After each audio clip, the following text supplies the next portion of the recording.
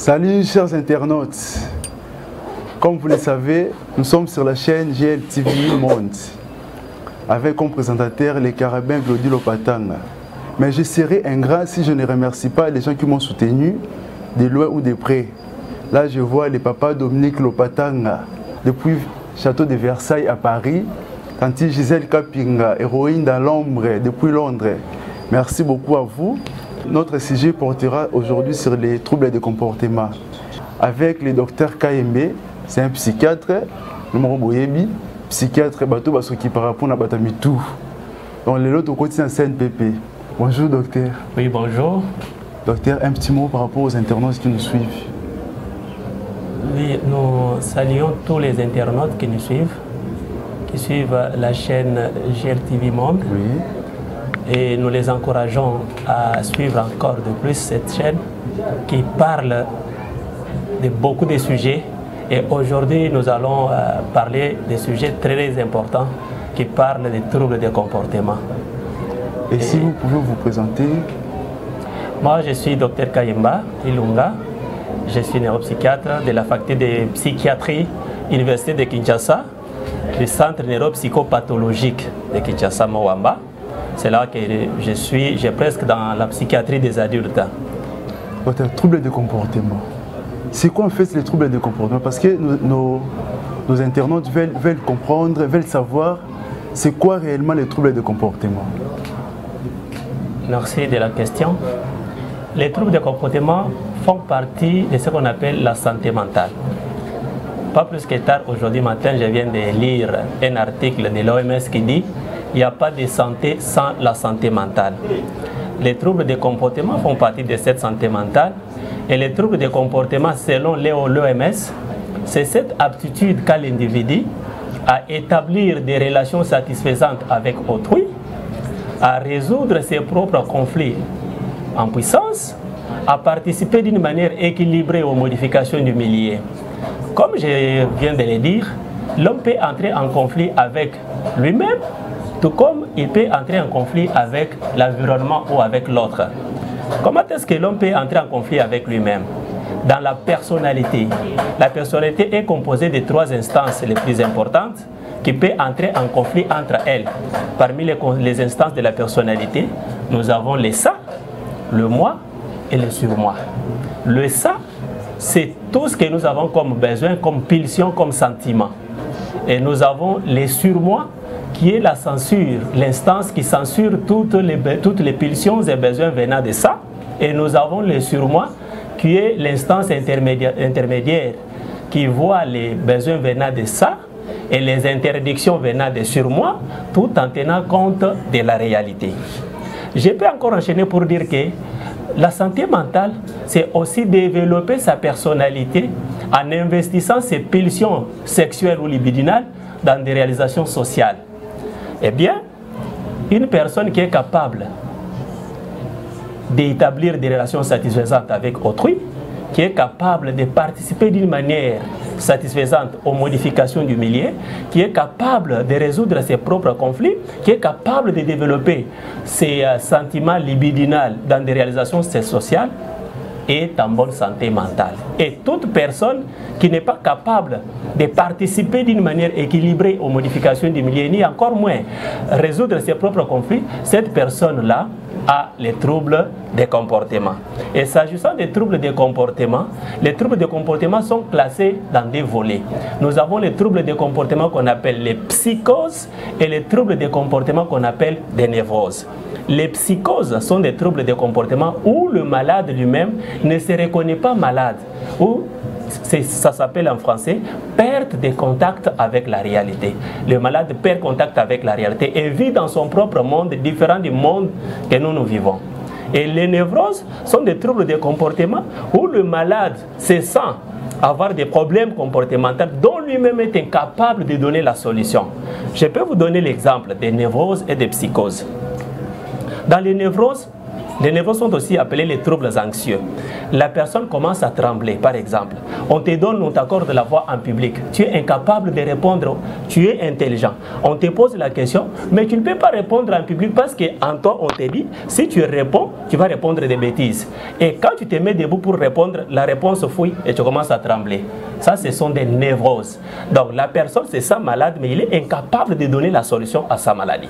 Et la psychose, j'ai défini la psychose comme perte de contact avec la réalité, où la personne commence à se dire aujourd'hui qu'il est Emmanuel Macron.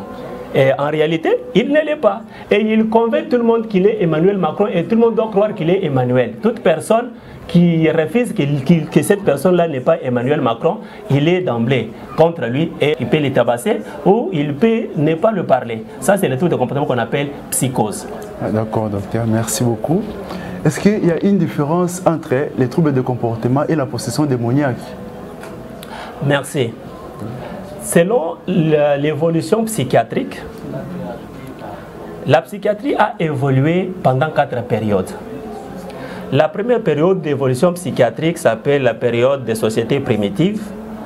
Pendant cette période, on croyait que les troubles de comportement étaient des phénomènes surnaturels. Et après cette période, il y a eu la deuxième période qu'on appelle la période de l'Antiquité gréco-romaine, où la psychiatrie s'est évoluée en 2 courants. On avait les courants de la médecine magico-religieuse, représentés par Asclépios, et les courants de la médecine rationnelle, représentés par Hippocrate.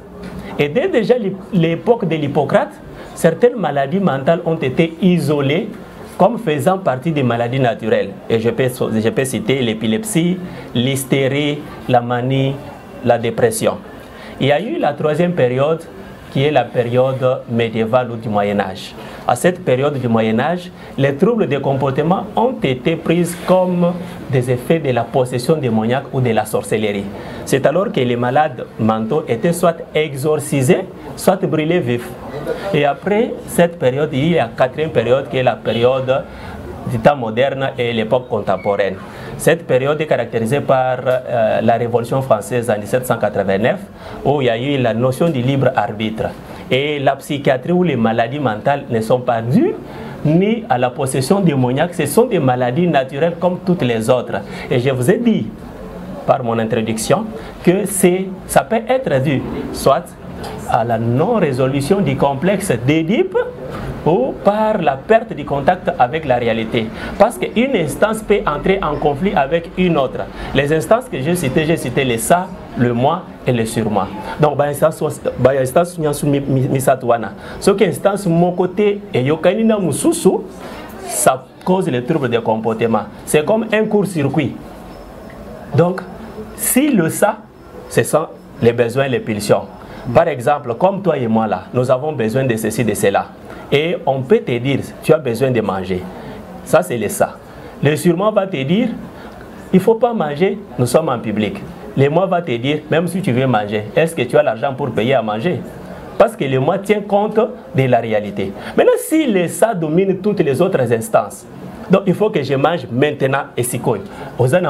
Il faut que je mange. Là, tu vas crier en public, donnez-moi à manger, donnez-moi à manger. Et les gens qui sont autour de toi vont croire, oh, cette personne n'est pas normale. Ils commencent à réclamer à manger comme ça. Il n'a jamais été comme ça. Ça, c'est le trouble de comportement. Parce qu'il y a un conflit entre les instances de la personnalité. Ouais. Donc c'est ça. Nous ne croyons pas que les troubles de comportement seraient un effet de la possession démoniaque. C'est le concept le plus ancien dans le développement des troubles de comportement. Donc ce sont les gens du Moyen-Âge. Nous sommes déjà à l'époque contemporaine. Il ne faut pas croire que les troubles de comportement seraient l'effet de possession démoniaque. Ça, c'est une vision ancienne. Il faut se développer. Les troubles de comportement sont des maladies comme toutes les autres. Et nous sommes des spécialistes pour prendre en charge ces troubles de comportement-là. Merci beaucoup. Et comment les Africains ont conçu cette maladie, les troubles de comportement? Merci beaucoup pour la question. La considération traditionnelle africaine des maladies mentales, les Africains ont considéré les maladies mentales de 3 façons. La première façon de considérer les maladies mentales par les Africains, Ils l'ont considéré d'abord comme une punition pour une faute commise ou supposée commise par le malade lui-même ou par son parent, ou c'est pour un devoir manqué. Imaginez aujourd'hui quand la personne tombe malade, la première conception africaine, oh, Asimbikisi. Asimbikisi, ce que Asimbikisi c'est que papa naye a l'égissier. Qui c'est papa naye? Donc c'est une punition pour une faute commise. C'est alors que beaucoup de malades mentaux étaient négligés parce que les gens considéraient que les troubles de comportement étaient une punition pour une faute commise par le patient. Et on se disait, ako simba kisi, yango akei ko sacrifier batu, batu wana bako kite, yango ne qui s'est zuyé. Et cette personne a été négligée. On ne pouvait même pas l'amener dans des institutions hospitalières parce qu'il croyait que Moutouana Keko Simba Kisi. Ça, c'est la première considération traditionnelle des Africains des maladies mentales. Deuxièmement, les Africains considéraient les maladies mentales ou les troubles de comportement comme un message d'élection des ancêtres ou des esprits. Esprit Moko, nous avons les phénomènes Mandona. Donc, on dit non, ce sont les esprits qui ont voulu que cette personne soit comme ça. Et la troisième considération, on considérait les troubles de comportement comme une agression d'autrui. Agression d'autrui, la personne tombe malade, on dit il faut voir les oncles, il faut voir les tantes, et ce sont les oncles qui ont fait assez que cette personne soit comme ça. Donc c'était ça, ou c'est ça, les considérations africaines des maladies mentales. Merci beaucoup, docteur. Mais est-ce que tout le monde peut développer des maladies mentales ou il y a des causes pour avoir des maladies mentales? Une question très bonne. Ouais. Les troubles de comportement ont plusieurs causes. Parmi les causes des troubles de comportement, je peux énumérer 5 causes. La première, c'est l'hérédité. Les maladies mentales, certaines maladies mentales sont héréditaires, des ascendants aux descendants. Elingi Koloba, que maladie ya comportement oyo bazobenga na lingala liboma ekoki ko se transmettre na famille. Omoni papa azalaki maladie ou ndeko moko azalaki maladie ye ko kende epa ya bana. Donc ça se transmet d'une génération à une autre. Ça c'est la première cause, l'hérédité. La deuxième cause, c'est l'âge. Âge et ça a influence makasi dans les troubles de comportement. Il y a certaines maladies qui ne peuvent atteindre que des personnes d'un certain âge et ne pas atteindre les personnes d'un certain âge. Dans le cas de Samoko, il y a troubles de comportement, phénomène bengaki ujana. C'est un trouble de comportement. Vous voyez des jeunes filles moins matures, de 14, 15, 16 ans, qui font la prostitution en cours de route et qui sortent avec les vieux papas. C'est un trouble de comportement sexuel. Troisième cause, c'est, j'ai parlé de l'âge, le sexe, l'hérédité. Quatrième cause, ce sont des causes organiques. Causes organiques, ils ont cause où ils ont un kati ya motu, où ils ont sala ke motu abe la maladie à liboma. Parmi les causes organiques, ils ont une cause organique et pas yabana, et les causes organiques et pas mikolo. Les causes organiques et pas yabana, nous avons d'abord les embryopathies. Les embryopathies zanine, les maladies oyo et koki ko attaquer bana bazana zemi, bazana kati ya libumu ya ba mama. Certaines maladies fétales ou embryonnaires peuvent faire à ce que l'enfant qui va naître puisse présenter les troubles des comportements. Après les embryopathies, nous avons les dystocies. Pasi ya kobota. Mama ayoki libomu pasi lelo, ayoki libomu pasi mukolo mobimba. Asali plus de 24 heures azobotate. Ayaki kobota mwana wana, mwana lelimba la mokote, babandi ko réanimer ye. Et nous savons que une hypoxie cérébrale de plus de 5 minutes cause des dégâts nerveux irréversibles. Ba maman oyo bazobota bana bazana pasi ya kobota et tous les accouchements dystociques sont fonction ou sont cause des troubles des comportements. ultérieure des enfants. C'est alors que les enfants peuvent avoir les retards mentaux. Au botimana, moi na vandi, azana mayele na classe T, papa za mayele tanga, maman za mayele tanga, mais moi na koki kotanga te. Nous avons des IMC, infirmité motrice cérébrale. Au botimana, moi na koki ko vanda boy na ketite, akomi kingo boy, kotambola azotambola te. Nous avons des troubles de déficit d'attention et hyperactivité. Au bout moi nazo vendre na kiti 5 minutes te.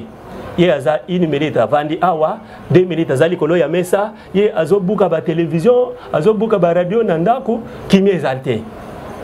Nous avons des épilepsies, moi na komi kokoye maladie andeke. Toutes ces maladies des enfants sont dues en grande partie par des difficultés d'accouchement.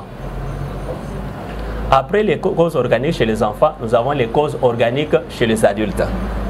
Les causes organiques chez les adultes, je peux les énumérer. Nous avons les traumatismes crânio-encéphaliques. Amatina motoka ou bien amatina moto, accueille à sali accident, à tout mutu nase. Tango tout mutu nase, azui trou na cerveau. Makila ekoti na cerveau, moto na ko sala trouble de comportement. Nous avons les infections telles que les méningites ou les méningo-encéphalites. Aujourd'hui, il y a tuberculose, aujourd'hui, il y a sida, et qu'il y a mutu. Après, tu présentes les troubles de comportement. Nous avons les tumeurs, certains cancers. Ceux qui ont une tumeur dans le cerveau, ils peuvent présenter les troubles de comportement. Nous avons les maladies dégénératives. Tant que nous cola, à partir de 60 ans, le cerveau n'a pas de tant que le cerveau est banda kokonda, mutuana ko banda ko sala makambo neti mwana muke a représenter trouble de comportement. Ça c'est la dégénérescence. Nous avons les maladies métaboliques telles que le diabète. Quelqu'un qui a une hyperglycémie diabétique peut présenter les troubles de comportement.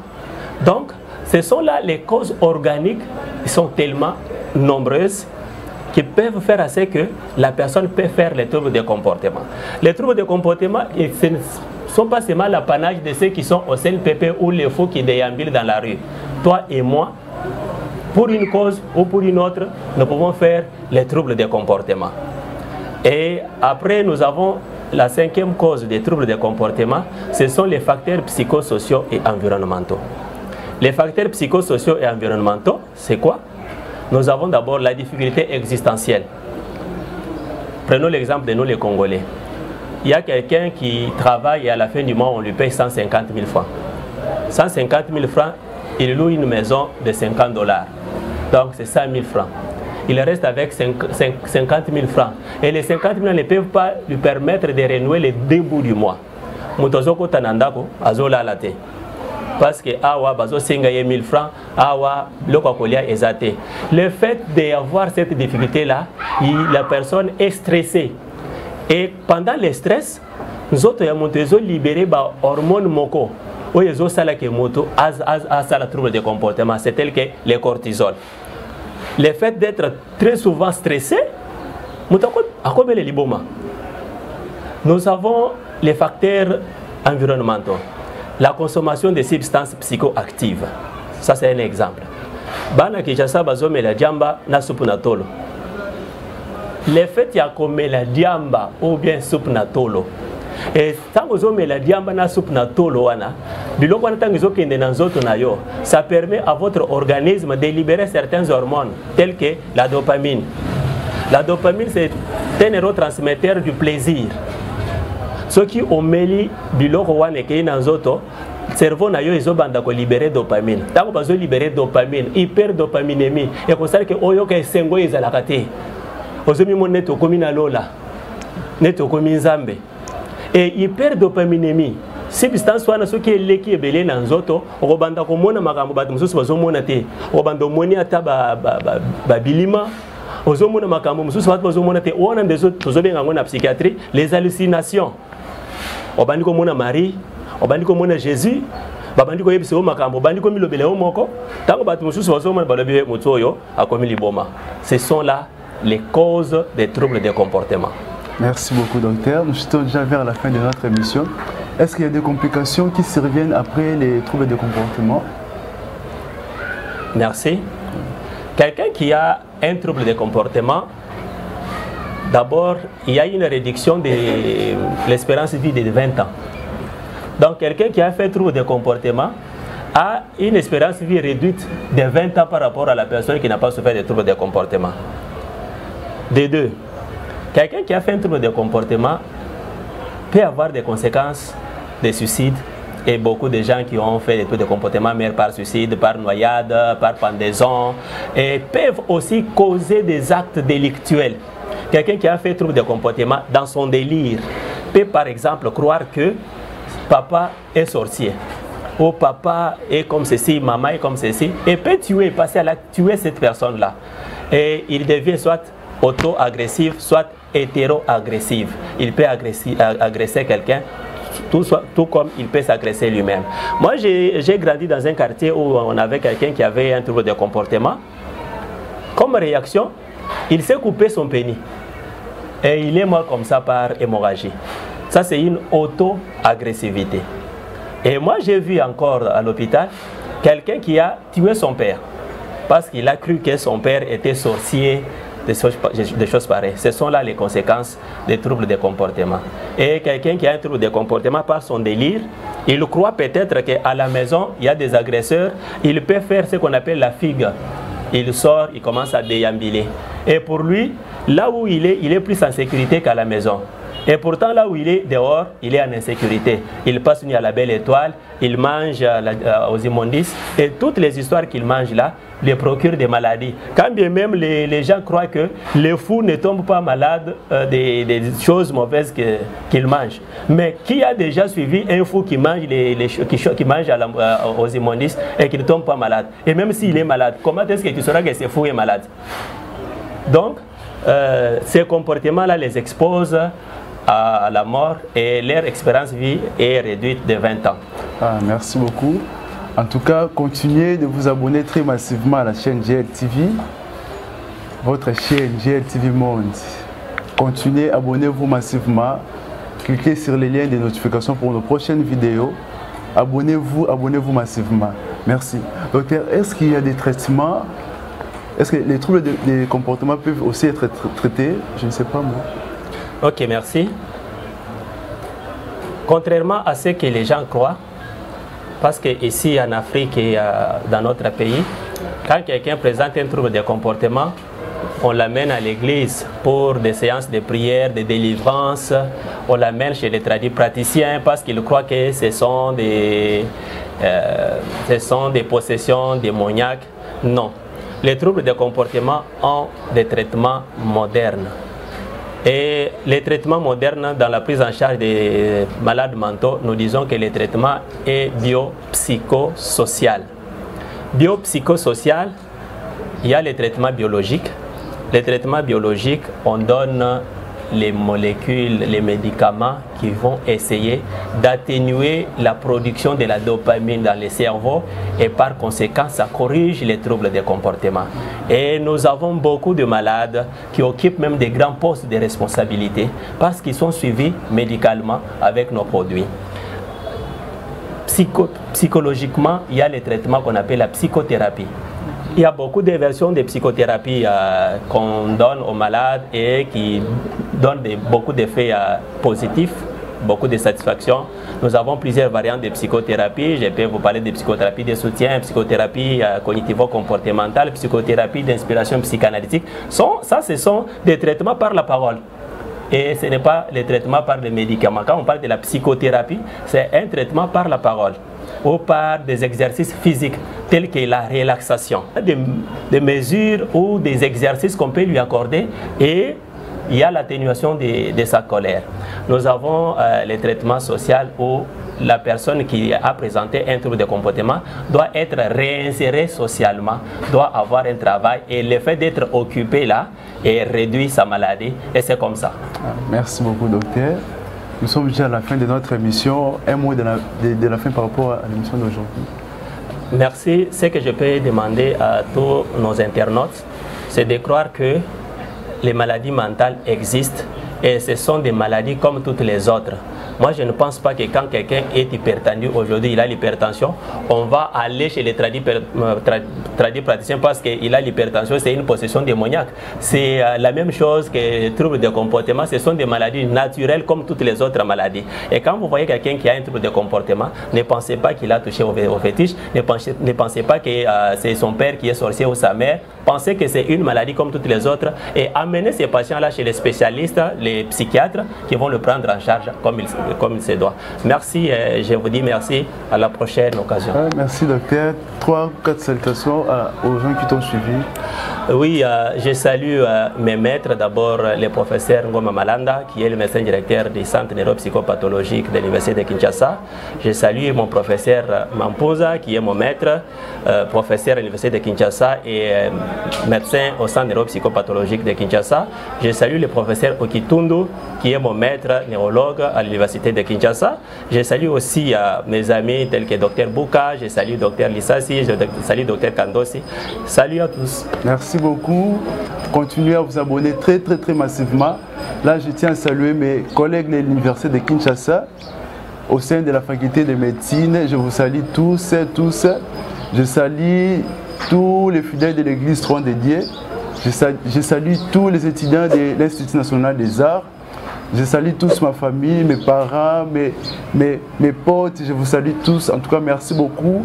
Continuez à vous abonner très massivement sur la chaîne GLTV Monde. Vous ne serez pas déçus. Merci beaucoup.